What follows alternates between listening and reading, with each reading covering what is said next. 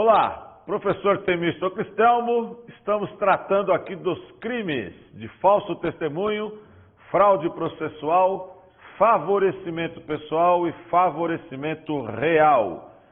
Na aula de hoje nós vamos tratar especificamente do favorecimento real, crimes que tutelam a administração da justiça.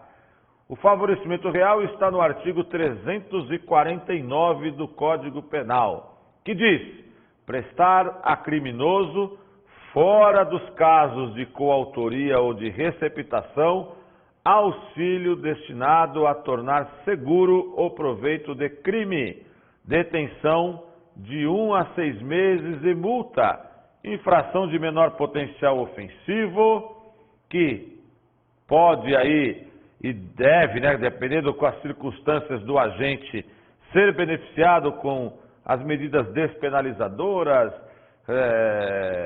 reparação do dano, transação penal, suspensão condicional do processo, previstos lá na Lei 9.099. Prestar auxílio significa ajudar, socorrer. O agente auxilia o autor da infração penal, que o artigo denomina de criminoso, a preservar, a conservar o proveito do crime. Professor Nelson Hungria traz, no sentido em que é empregado o vocábulo no texto legal, é toda vantagem ou utilidade material ou moral, obtida ou esperada em razão do crime anterior, seja direta ou indiretamente, tanto produto do crime como o resultado dele, quanto a coisa que vem a subtrair a que foi objeto material do crime. Ou, finalmente, o pretium criminis, ou seja, os instrumentos não são proveito do crime. Sua guarda clandestina ou ocultação, porém, se praticada com o fim de despistar a perseguição do criminoso, será o favorecimento real. Ok? Bom, para que ocorra o artigo 349, não poderá o agente ter, de alguma forma, concorrido para o crime anterior, que culminou com seu proveito. Embora o artigo 349 mencione o termo coautoria, na realidade ele está falando em concurso de pessoas, abrangendo as duas modalidades, coautoria e participação. Então, aquele agente, então a gente pegando aqui, prestar a criminoso, fora dos casos, não é, o certo seria aqui, concurso, de pessoas, se a gente assim pensar melhor na redação, fora dos casos, concurso de pessoas, ou de receptação, auxílio destinado a tornar seguro o proveito do crime. Ou seja, quem estará cometendo o crime de favorecimento pessoal não pode ter concorrido para o crime, porque aí sim vai responder pelo crime e não em favorecimento real. Então não poderá o agente ter concorrido de qualquer modo para o crime anterior. O partícipe ou coautor do crime anterior de natureza patrimonial, diante de natural interesse de se favorecer ocultando o produto do delito, não pode postular a desclassificação para o crime de favorecimento real. Ou seja, ele vai responder pelo crime eventualmente praticado e não pelo favorecimento. Também menciona o citado artigo que não poderá ter havido receptação. Merece ser ressaltado que o artigo 349 do Código Penal vale-se da expressão proveito do crime, ficando afastado do tipo penal o estudo qualquer proveito que diga respeito, por exemplo, à prática de contravenção penal, já que o 349, pelo princípio da legalidade, fala crime. Se fala crime, não estamos aqui trabalhando com contravenção penal.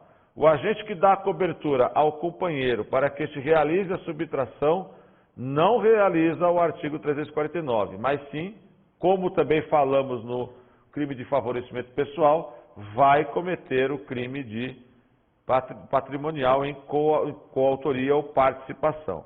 Responde por favorecimento real aquele que, sem participar da subtração, após a consumação do furto, é surpreendido ao transportar a res furtiva prestando auxílio ao criminoso como forma de tornar seguro o proveito do crime. Aí sim, nós vamos ter a incidência do artigo 349. É um crime comum com relação ao sujeito ativo e próprio no que diz respeito ao sujeito passivo. Exige-se o dolo para sua consumação.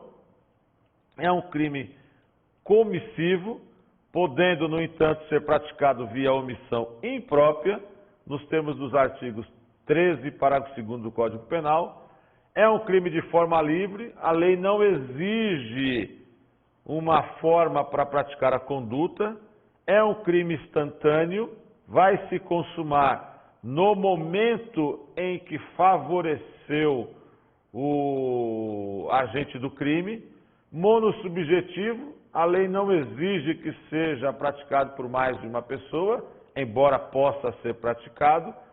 Plurissubsistente, pois temos vários núcleos do tipo, e é um crime transeunte, ele não deixa vestígio.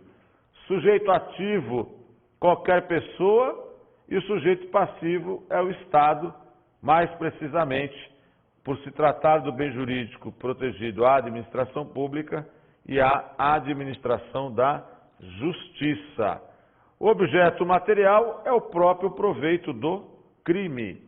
O crime se consuma, como adverte aqui o professor Fragoso, no momento e no lugar em que o auxílio idôneo for prestado pelo agente, ainda que a pessoa beneficiada não tenha conseguido o objetivo visado. Então temos que ter um auxílio idôneo, ou seja, ele tem que ser execuível. Admite-se a tentativa, pois no momento em que está prestando esse auxílio, pode ser impedido por circunstâncias alheias à sua vontade. O dolo, como já falamos, é o elemento subjetivo exigido. Em estudo, não há previsão para a modalidade culposa. O elemento subjetivo do crime de favorecimento real é o dolo específico, consistente na vontade consciente dirigida ao auxílio do criminoso, para o fim de lhe assegurar o proveito do crime. Entretanto, tratando-se de objeto material, basta o dolo eventual. E age com dolo eventual o agente que, na dúvida a respeito de um dos mais elementos do tipo, se arrisca em concretizá-lo, pois quem age na dúvida assume o risco da prática da conduta típica. Bom, algumas diferenças aqui para a gente poder compreender e não fazer confusão. A diferença entre favorecimento pessoal e participação no crime. Para que ocorra o delito de favorecimento pessoal, aquele a quem o agente auxilia já deverá ter consumado o crime anterior. Se ele não consumou, ele vai ser partícipe ou coautor.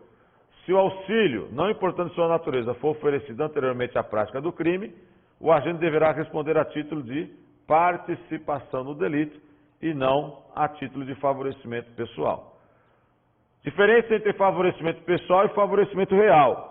Então, favorecimento pessoal está em segundo. Então, a diferença entre o favorecimento pessoal e o real está em que o segundo assegura o proveito do crime, por amizade ou em obséquio ao criminoso, ao passo que o primeiro assegura a fuga, escondimento ou dissimulação do autor do crime. Então, o favorecimento real se auxilia o proveito de crime, se assegura o proveito do crime, e favorecimento pessoal se favorece, se assegura a fuga do criminoso. Favorecimento real ou receptação.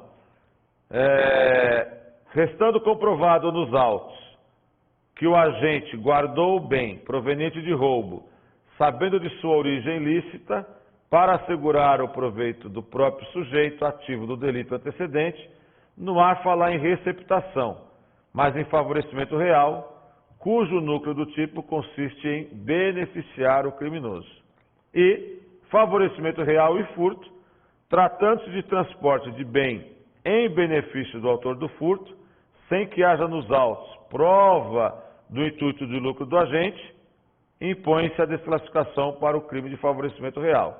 Se ele tiver intuito de lucro, se ele já soubesse do crime, aí ele praticaria furto e não favorecimento real. Tudo bem? Advogado.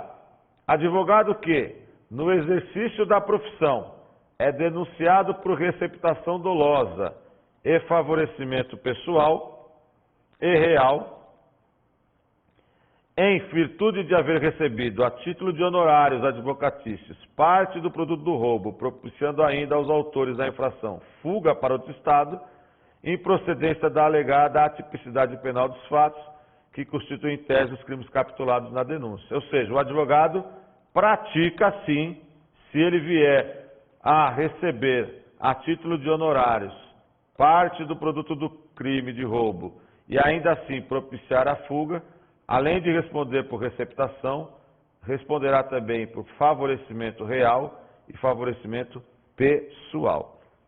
É indiferente para a caracterização do crime de favorecimento real que ocorra a imputabilidade do delito antecedente.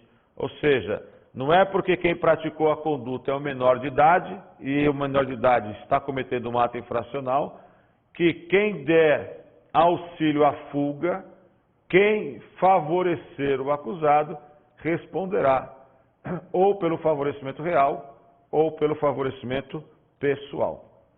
Ok? Muito obrigado, agradeço a participação de todos.